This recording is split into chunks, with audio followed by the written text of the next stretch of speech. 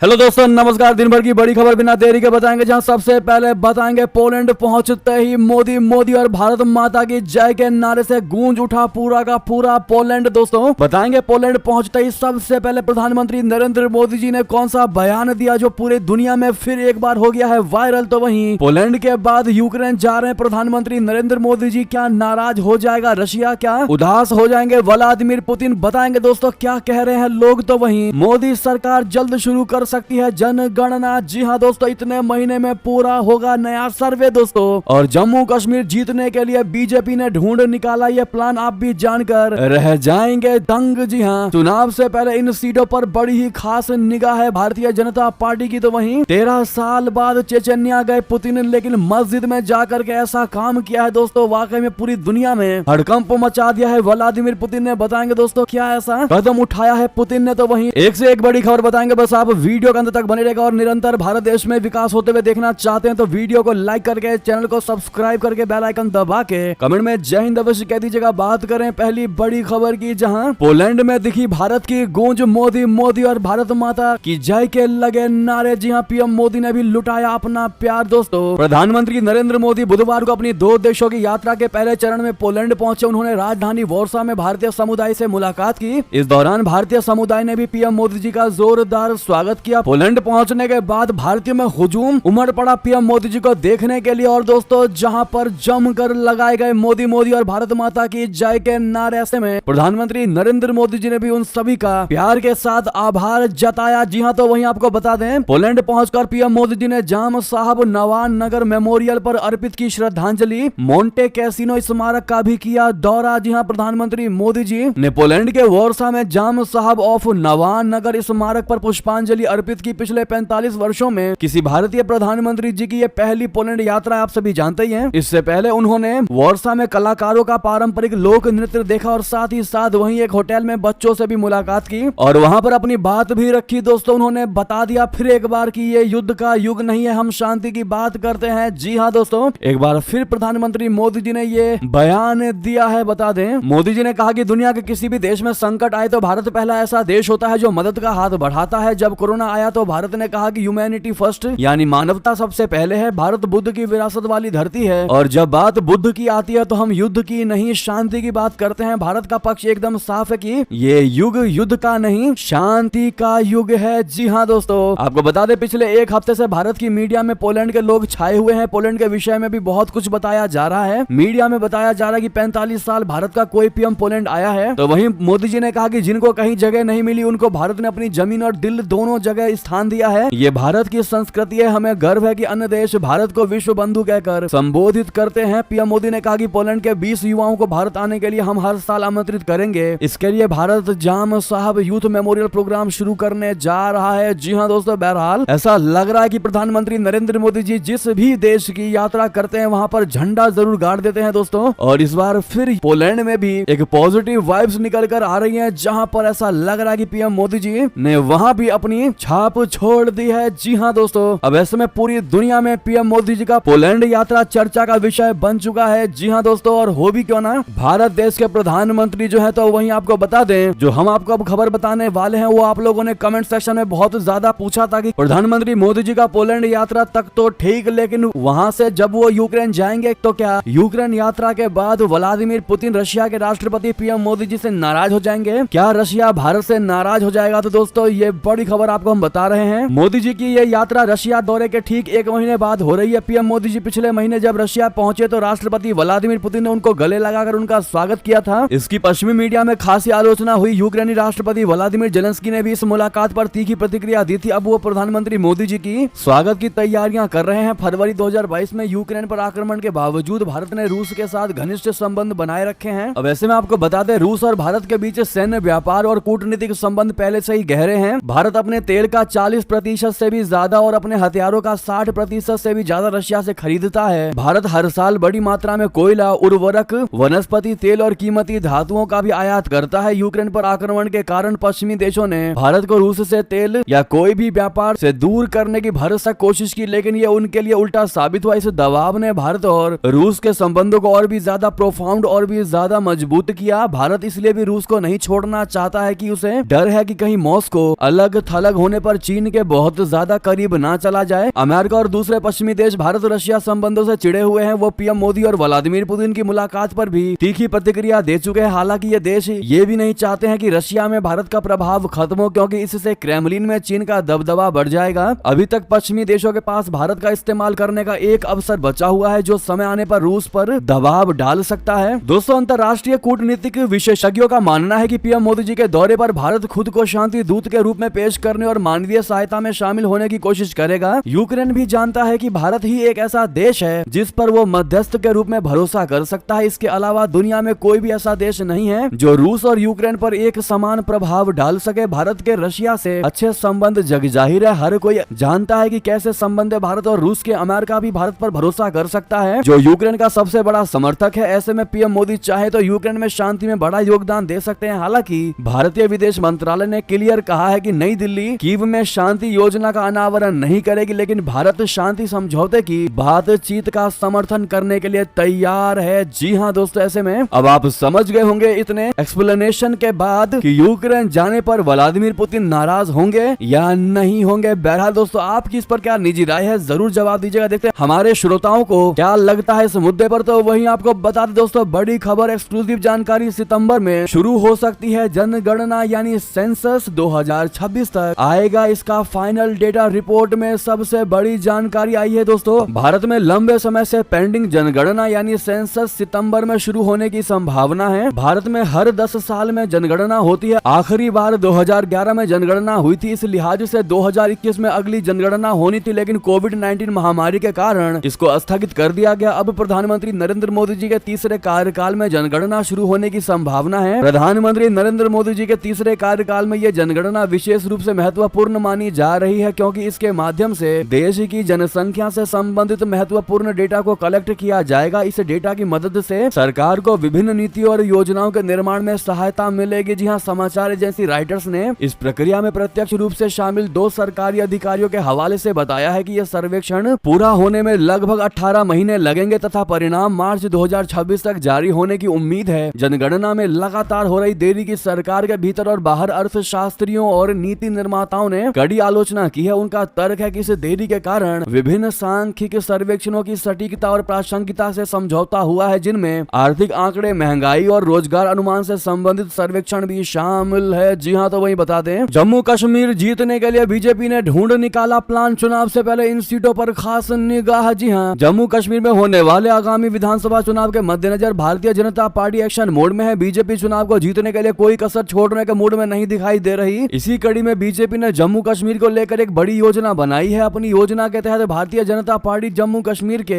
आगामी विधानसभा चुनाव में 36 सीटों पर विशेष फोकस रखेगी। ऐसा बताया गया है कि ये 36 सीटें जम्मू क्षेत्र की हैं। इस सीटों के लिए बीजेपी ने कार्यकर्ताओं को भी संदेश दिया है कि वे पूरी तरह से चुनाव में जुट जाएं। जम्मू में भाजपा की प्लानिंग है कि हिंदू बाहुल्य 36 सीटें जीतने पर सरकार आसानी से बनाई जा सकती है। दरअसल लोकसभा चुनाव के दौरान भाजपा को राज्य की 36 सीटों पर बढ़त मिली थी और यही कारण है कि आगामी विधानसभा चुनाव में पार्टी आला कमान किसी भी सूरत में इस बढ़त को गंवाना नहीं चाहता। हालांकि बीजेपी राज्य की अन्य सीटों पर भी पूरी तैयारी में जुट गई है। मीडिया रिपोर्ट्स के मुताबिक घाटी की सभी विधानसभाओं में बीजेपी जातिगत समीकरण के तहत उम्मीदवारों को उतारेगी। इससे पहले भी कई बीजेपी नेता जम्मू कश्मीर में जीत को लेकर काफी आश्वस्त है। तो वहीं बता दें, 13 साल बाद चेचन्या गए पुतिन ने मस्जिद में किया ऐसा काम, दुनिया में मच गया तहलका। जी हाँ, रूसी राष्ट्रपति व्लादिमीर पुतिन ने लगभग 13 साल बाद चेचन्या का दौरा किया, जो मुख्य रूप से मुस्लिम बहुल क्षेत्र है। 20 अगस्त 2024 को किए गए इस दौरे के दौरान पुतिन पैगंबर ईसा मस्जिद गए, जो चेचन्या की एक महत्वपूर्ण धार्मिक स्थल है। इस दौरान पुतिन को एक वायरल 14 सेकंड के वीडियो में कुरान को चूमते और इस्लामी पवित्र पुस्तक के साथ कैमरों के सामने पोज देते हुए देखा गया। पुतिन का यह दौरा उस समय हो रहा है जब रशिया और यूक्रेन के बीच तनाव बढ़ रहा है। चेचन्या के नेता रमजान कादिरोव के साथ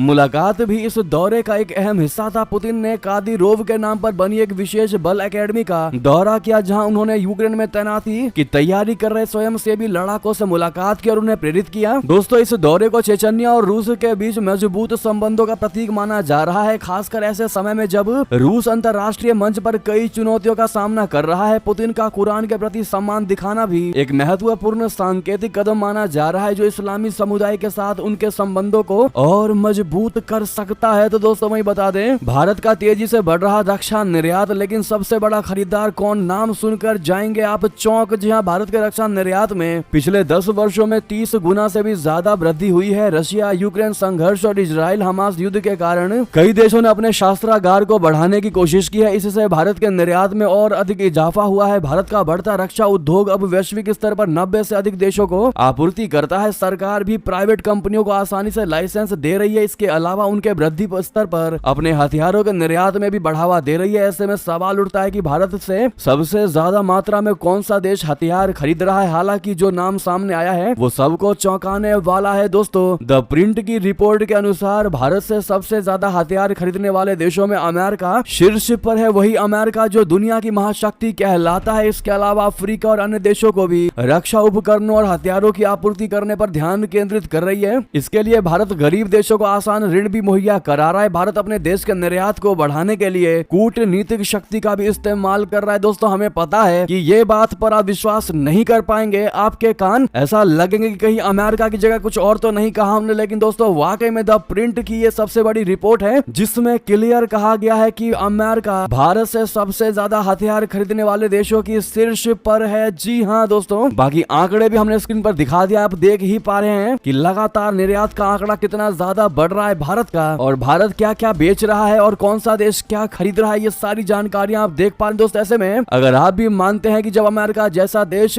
को भारत सबसे ज्यादा चीजें एक्सपोर्ट कर रहा है, इसका मतलब वो दिन दूर नहीं जब भारत एक सुपर पावर कंट्री कहलाएगा। तो दोस्तों, कमेंट में मेरा भारत महान कहना तो मत भूलिएगा। तो वहीं बता दे, जिहाद पर आखिर ये क्या बोल गए साजिद तरार। पाकिस्तान की मानसिकता और हुक्मरानों की जमकर लगा दी क्लास। जी हाँ, पाकिस्तान की मौजूदा हालत इतनी पतली हो चुकी है, इतनी ज्यादा हालत उनकी पतली हो चुकी है कि लोगों को खाने के लिए 2 जून की रोटी नसीब नहीं हो रही है। इन स्थितियों के बावजूद ना तो पाकिस्तान के हुक्मरान सुधर रहे और ना ही वहाँ की अवाम। दोस्तों, जिहाद के मुद्दे पर पाकिस्तानी एक्सपर्ट साजिद तरार ने पाकिस्तानियों को करारा जवाब दिया। उन्होंने कहा कि पाकिस्तान के लोग जिस तरह जिहाद को लेकर उत्साहित रहते हैं, इससे पाकिस्तान का भला नहीं होने वाला है। अगर इनको जिहाद ही करना है तो पड़ोसी देशों को भी देखना चाहिए और ये समझना चाहिए कि उन्हें जिहाद किसके खिलाफ करना चाहिए। जी हाँ, पाकिस्तानी यूट्यूबर सोहेब चौधरी पाकिस्तानी एक्सपर्ट साजिद तरार के साथ बातचीत कर रहे थे। उन्होंने इस दौरान बताया कि भारत सभी मुस्लिम देशों के साथ रिश्ते मजबूत बनाए हैं। दुनिया के 7 देश पीएम मोदी को सर्वोच्च नागरिक सम्मान भी दे चुके हैं, जिनमें से ज्यादातर देश इस्लामिक है। पाकिस्तान को इससे सीख लेनी चाहिए। साजिद तरार के मुताबिक मेरे ये कहने पर कि पाकिस्तान के मोदी जैसे लीडर की आवश्यकता है, मेरे खिलाफ आवाज उठने लगी। पीएम नरेंद्र मोदी से ये सीखने की आवश्यकता है कि किसी देश के लिए राष्ट्रवाद का होना कितना जरूरी है। जिहाद से देश नहीं चल सकता। पाकिस्तान को जो लूटने वाले हुक्मरान हैं वो ऑक्सफोर्ड और कैम्ब्रिज यूनिवर्सिटी से पढ़े हुए हैं। उनको मालूम है, उनको सब मालूम है कि दुनिया में क्या चल रहा है और पाकिस्तान में किसकी आवश्यकता है, लेकिन वे सिर्फ पाकिस्तान के लोगों को बेवकूफ बनाने में लगे हुए हैं। अगर आप भी मानते हैं दोस्तों कि साजिद तरार ने कटी हुई बात बोली है लेकिन सच बोली है, तो अपनी राय अवश्य दीजिएगा आप लोग। तो वहीं बता दें, शिकागो में इजरायली दूतावास के बाहर पुलिस से भिड़े फलस्तीनी प्रदर्शनकारी। जी हाँ, अमेरिका के इलिनॉइस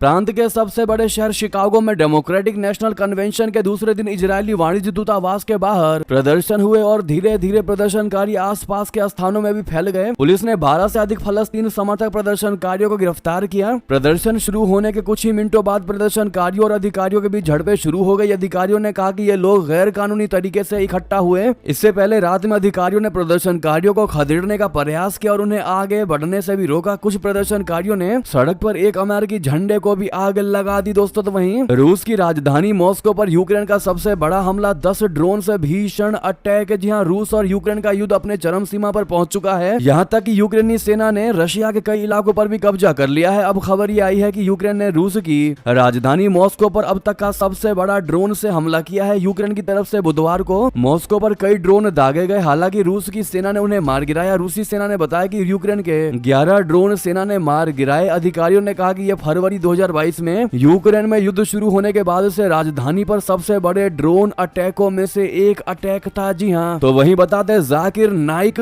को हम कटघरे में लाकर खड़ा कर देंगे, बस आतंकवाद को बढ़ावा नहीं देने देंगे। भारत को सौंपने के सवाल पर क्या बोले मलेशियाई प्रधानमंत्री। आपको बता दें, मलेशिया के प्रधानमंत्री अनवर इब्राहिम ने मंगलवार को विवादास्पद इस्लामिक उपदेशक जाकिर नाइक को लेकर बात की। जाकिर नाइक अभी मलेशिया में ही है। अनवर इब्राहिम ने संकेत दिया कि अगर भारत जाकिर के खिलाफ सबूत पेश करता है तो उनकी सरकार उसे प्रत्यर्पित करने के भारत के अनुरोध पर विचार कर सकती है। जी हाँ, यहाँ Indian council of world affairs में एक सत्र के दौरान इब्राहिम ने यह भी कहा कहा कि इस मुद्दे की वजह से दोनों देशों के द्विपक्षीय संबंधों के विस्तार पर कोई गतिरोध पैदा नहीं होना चाहिए। एक विशिष्ट सवाल के जवाब में उन्होंने कहा कि मंगलवार की वार्ता के दौरान भारतीय पक्ष ने इस मुद्दे को नहीं उठाया। दोस्तों, जाकिर नाइक कथित धन शोधन मामले और नफरती भाषणों के जरिए चरमपंथ भड़काने के मामले में भारत के लिए वांछित है। वो 2016 से ही भारत से चला गया था। इस्लामिक उपदेशक को महातीर मोहम्मद के नेतृत्व वाली पूर्ववर्ती सरकार ने मलेशिया में स्थायी निवास की अनुमति दी थी। जी हाँ दोस्तों, ऐसे में अब वो समय आ चुका है कि भारत का कोई भी दुश्मन विदेशों में भी भागता है तो भारत की आज इतनी साख हो चुकी है कि भारत का कहना हर कोई मानेगा और अब पूरी दुनिया में भारत का डंका बजने से कोई नहीं रोक सकता। और जाकिर नाइक जैसे कितने आएंगे जाएंगे, लेकिन भारत जिनका हिसाब करना चाहे उसका हिसाब कर पाएगा। तो वहीं आपको बता दें, 300 रुपए लीटर दूध, 400 रुपए किलो चावल, जिन्ना लैंड में खून के आंसू रो रहे हैं पाकिस्तानी लोग।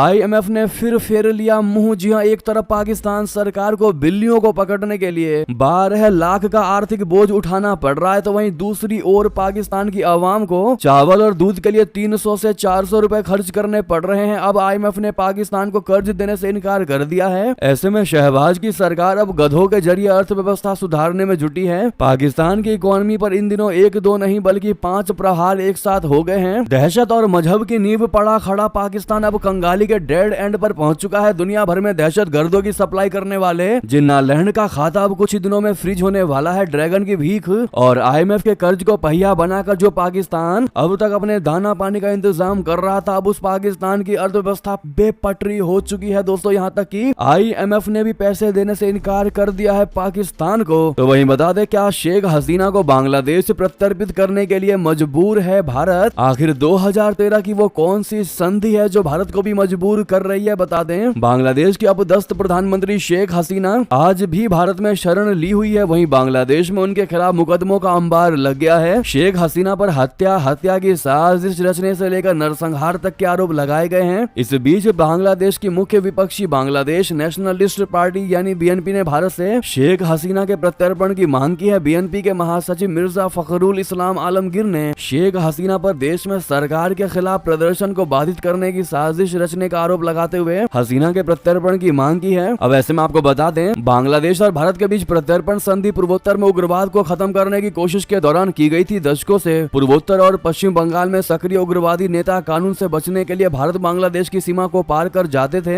इस संधि पर पहली बार 2013 में हस्ताक्षर किए गए थे और 2016 में इसमें संशोधन किया गया था। इस संधि में से भारत और बांग्लादेश को लाभ हुआ है, जिसे जमात उल मुजाहिदीन बांग्लादेश जैसे आतंकी समूहों से चुनौतियों का सामना करना पड़ रहा है। दोस्तों, प्रत्यर्पण संधि की प्रमुख शर्तें हैं कि किसी भी अपराध को प्रत्यर्पित करने के लिए दोहरी आपराधिकता के सिद्धांत को पूरा किया जाना चाहिए। इसका मतलब है कि अपराध दोनों देशों में दंडनीय होनी चाहिए। अब ऐसे में आपको बता दें, भारत को कोई नया रास्ता खोजना होगा दोस्तों, क्योंकि ये अपराध राजनीतिक प्रकृति के अपराधों के अपवादों के अंतर्गत नहीं आते हैं। तो वहीं आपको बता दें, अमूल के सामने ढेर हुई अमेरिका और चीन की कंपनियां AAA+ रेटिंग के साथ बनी दुनिया की नंबर 1 फूड ब्रांड। जी हाँ, अमूल दूध पीता है इंडिया। इस विज्ञापन को आपने कई बार देखा और सुना होगा। अब अमूल सिर्फ देश नहीं बल्कि दुनिया में अपनी छाप छोड़ने में सफल हो चुका है। दिग्गज डेयरी कंपनी अमूल का दबदबा पूरी दुनिया में छा गया है। अमूल अब दुनिया का सबसे मजबूत फूड ब्रांड बन गया है। उसे ब्रांड फाइनेंस की एक रिपोर्ट में AAA+ रेटिंग मिली है। ब्रांड फाइनेंस की global food and drinks report 2024 ने अपनी रिपोर्ट में अमूल को दुनिया का नंबर 1 फूड ब्रांड घोषित किया है। रिपोर्ट में भारत की डेयरी फर्म अमूल को ग्लोबली स्ट्रॉन्गेस्ट फूड और डेयरी ब्रांड के तौर पर नंबर 1 की रैंकिंग मिली। ऐसे में दोस्तों, हर एक भारतीय के लिए बड़े ही गर्व की बात है कि इंडियन ब्रांड आज पूरी दुनिया में नंबर 1 बन चुका है, वो भी सबसे आगे निकल चुका है। ऐसे में क्या आपने कभी भी किसी भी समय अमूल का कोई भी प्रोडक्ट यूज किया है? दोस्तों, कमेंट में बताना मत भूलिएगा कैसा रिव्यू है। तो वहीं बता दें, संघ, यूपी सरकार और संगठन की बैठक, लोकसभा चुनाव में हुए नुकसान की हुई समीक्षा। जी हां, लखनऊ स्थित मुख्यमंत्री आवास 5 कालिदास मार्ग पर बुधवार को संघ, सरकार और संगठन की बैठक हुई। बीजेपी सरकार और संघ की इस मैराथन बैठक में लोकसभा चुनाव में बीजेपी को अप्रत्याशित तौर पर हुए बड़े नुकसान की समीक्षा की गई। ऐसा बहुत वक्त के बाद हुआ है जब संघ का शीर्ष नेतृत्व यूपी के मामले में सामने से समन्वय कर रहा हो। संघ में बीजेपी मामलों के प्रभारी अरुण कुमार खुद 2 दिनों से लखनऊ में है। बुधवार को हुई बैठक में वो भी सम्मिलित हुए। चर्चा है कि परसों यानी कि मंगलवार को उनके और मुख्यमंत्री के बीच लंबी मीटिंग हुई थी और बुधवार को बृहद समन्वय बैठक हुई जिसमें बीजेपी की कोर कमेटी के सभी लोग शामिल हुए थे। दोस्तों में बता दें, आरजी कर अस्पताल कांड को लेकर बड़ी खबर, छात्रों के विरोध के बाद नए प्रिंसिपल सहित 3 अधिकारियों को बर्खास्त कर दिया गया है। ममता सरकार ने ये एक्शन लिया है। दोस्तों, पश्चिम बंगाल की ममता बनर्जी सरकार ने बुधवार को बड़ा एक्शन लिया। सरकार के कोलकाता के आरजी कर इंटर मेडिकल कॉलेज और अस्पताल में प्रिंसिपल के पद से डॉक्टर सरिता पॉल को बर्खास्त कर दिया। इसके अलावा अस्पताल के अधीक्षक और चेस्ट विभाग के विभागाध्यक्ष को भी बर्खास्त कर दिया गया है। ये घटनाक्रम तब हुआ जब अस्पताल में 31 वर्षीय पोस्ट ग्रेजुएट ट्रेनी डॉक्टर के रेप और हत्या के खिलाफ छात्रों ने स्वास्थ्य विभाग के मुख्यालय की ओर मार्च किया था। तो वहीं बता दें, बदलापुर से भी नई जानकारी निकलकर सामने आ रही है। बच्चों से दरिंदगी के आरोपी के घर में घुसी गुस्साई भीड़ ने जमकर की तोड़फोड़। बदलापुर में गुस्साए लोगों ने बुधवार को आरोपी के घर में घुसकर तोड़फोड़ की। वीडियो में घर के भीतर बिखरा हुआ सामान और मुड़ा हुआ पंखा नजर आ रहा है। ये घर शहर के एक स्लम एरिया में स्थित है। बता दें कि आरोपी 26 अगस्त तक हिरासत में है। तो वहीं आपको बता दें, शरद पवार को मिलेगी Z+ सिक्योरिटी। महाराष्ट्र चुनाव से पहले केंद्र सरकार का सबसे बड़ा फैसला। जी हां, महाराष्ट्र में विधानसभा चुनाव से पहले केंद्र सरकार ने बड़ा फैसला लिया है। केंद्र ने राष्ट्रवादी कांग्रेस पार्टी यानी NCP-SP के प्रमुख शरद पवार को Z+ सिक्योरिटी प्रदान की है। केंद्रीय गृह मंत्रालय ने